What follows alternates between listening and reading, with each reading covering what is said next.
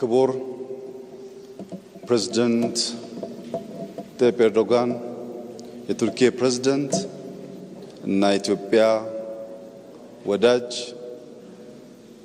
በጂ20 ሰሚት በደቡብ አፍሪካ በነበረን ቆይታ ኢትዮጵያን መጥተው እንዲጎበኙ ያቀረብኩላቸውን ግብዣ ተከትለው ዛሬ ኦፊሻል ጉብኝት በኢትዮጵያ ለማድረግ ስለመጡ ያለኝን አክብሮትና ደስታ ልገልጽላቸው ፈልጋለሁ።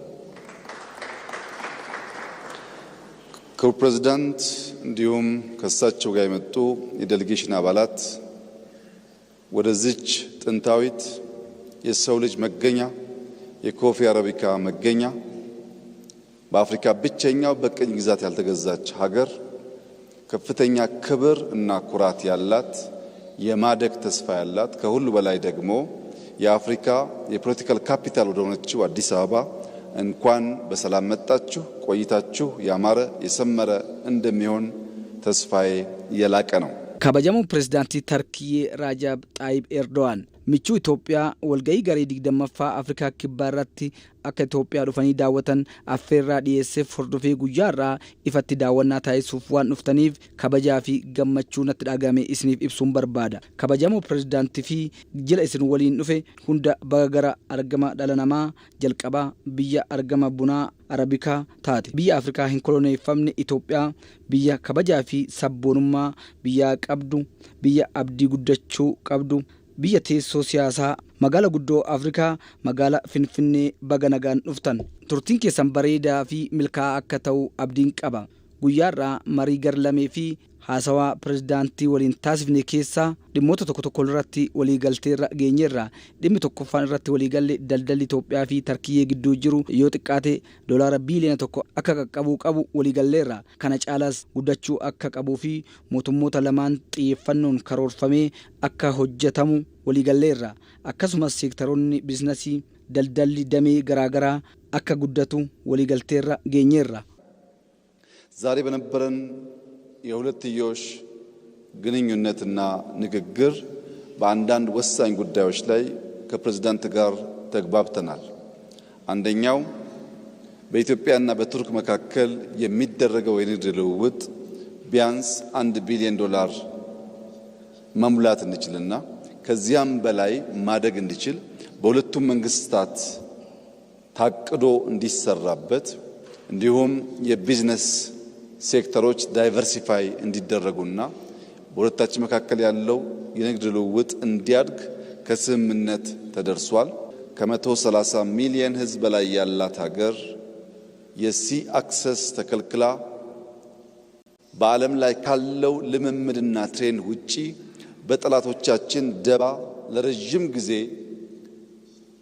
የጂኦግራፊ እስረኛ ሆና እንድትቆይ መደረጉ ትክክል አለመሆኑንና እንደ ቱርኪያ ያሉ የኢትዮጵያ ወዳጆች በዲፕሎማቲክ መስኩ ጫና በመፍጠር በሰላማዊ መንገድ ኢትዮጵያ የሲ አክሰስ ማግኘት የምትችልበት ሁኔታ እንዲያግዙ biyya ummata miiliyoona 100 fi miiliyoona 30 ol qabdu Itoophiyaan ulaa galaanaa dhorkamtee shira diinota keenyaan muuxannoo addunyaa irra jiruun ala balballi nutti cufameera. Wachi kun sirrii akka hin taane fi biyyoonni akka Turkiyyee michuu Itoophiyaa ta'an gama dippiloomaasiitiin dhiibbaa akka uumanii fi karaa nagaatiin Itoophiyaan ulaa galaanaa akka argattu pirezidaant Erdogan akka nutumsan walii galleerra. Dabalataanis gahee isaanii akka bahatan marii cimaa taasifneerra. ከናፍስ ገለተን ይሳ ፕሬዝዳንት ኤርዶጋን ከዚህ አንፃር የበኩላቸው ሚና እንዲጫወቱ ጠንከር ያለ ውይይት አድርገናል። ለዚህ ምስጋና እናቀርባለን። እጋ ፕሬዝዳንት ኤርዶጋንስ ያደሳኒ ከነኒዶ ካንሞ ኢብሳ ወሎ ከነን ከንረተ ጩዳ ከሱማዮ ሃሪሮ አዳፊ ሽሮር ከሱማ እትሱረቴ ወሎን ሆጀቹ ዳፊ ወሊገሉ ሳኒ ፕሬዝዳንት ኤርዶጋን ኢብሰኒሮ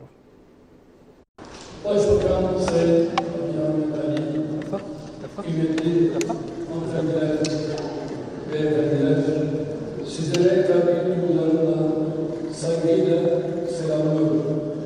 11 yıl aradan sonra Addis Ababa'yı ziyaret etmekten His Excellency Prime Minister Abiy Ahmed Ali, Distinguished ladies and gentlemen, I extend to you my most sincere greetings and deepest respect.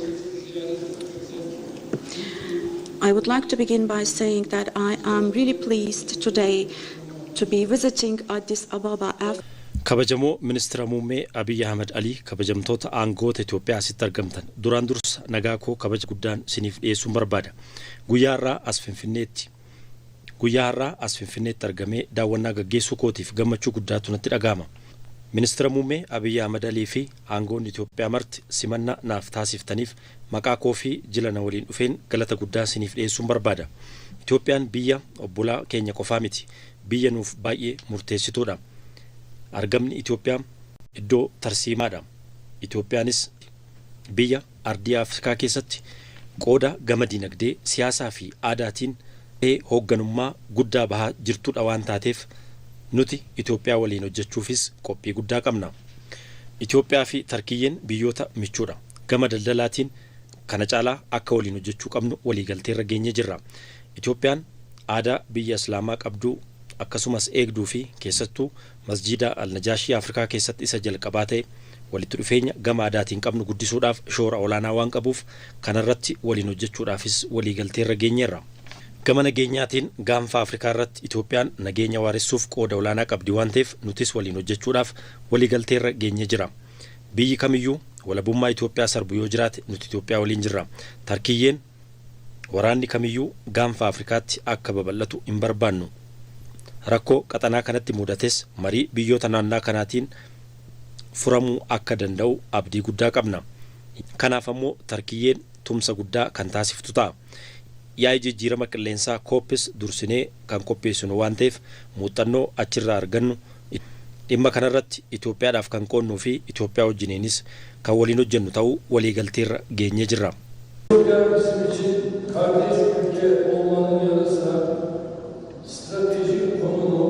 Siyasi, ekonomik ve kültürel ağırlığıyla Afrika kıtasında oynadığı öncü rol bakımından son derece önemli bir ülkedir. By virtue of its strategic location and the pioneering role it plays on the African continent through its political, economic and cultural weight.